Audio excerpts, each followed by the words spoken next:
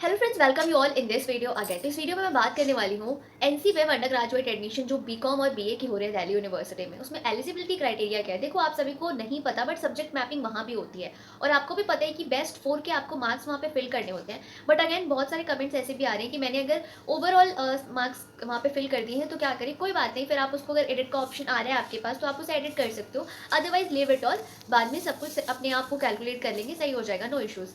अब दूसरी प्रॉब्लम यहाँ पे ये है बेस्ट 4 आपको कैसे चूज़ करने हैं। देखो, लिस्ट ए और लिस्ट बी दी हुई है सब्जेक्ट्स की। मैं बी और बीकॉम दोनों के लिए बात करूँ, यही दोनों लिस्ट रहनी है दोनों ही कोर्सेज के लिए।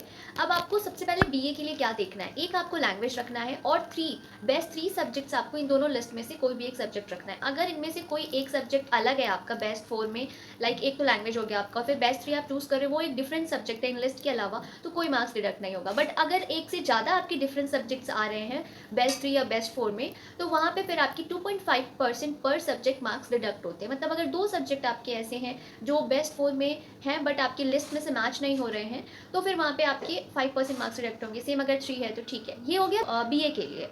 अब बीकॉम के लिए अगर मैं बात करूँ तो बीकॉम के लिए भी आपको देखो एक लैंग्वेज रखना है, बेस्ट 3 सब्जेक्ट रखने हैं। लेकिन बेस्ट 3 के लिए ये जो सब्जेक्ट लिस्ट दी हुई है अकाउंट्स, मैथ्स एंड ये इको, और ये आपको जो टोटल 4 सब्जेक्ट दिख रहे हैं, 4 से 5, इनमें से आपका बेस्ट 3 में कोई भी 3 सब्जेक्ट होना चाहिए। अगर इनमें से है तो अच्छी बात है। अगर इनमें से नहीं हो के अगर आप लिस्ट बी में से कोई भी सब्जेक्ट एक रख रहे हो अपने बेस्ट 3 में, तो आपका 1% का मार्क डिडक्ट होता है, क्योंकि इन पर्टिकुलर में से नहीं है। बट अगर ऐसा है आपका कि जो आप बेस्ट 3 में सब्जेक्ट्स ले रहे हो, ना ही इन कंपल्सरी 4 या 5 में से कोई भी एक सब्जेक्ट मैच हो रहा है और ना ही लिस्ट ए और लिस्ट बी से मैच हो रहा है, उस केस में आपका फिर पर सब्जेक्ट 2.5% मार्क्स डिडक्ट होता है।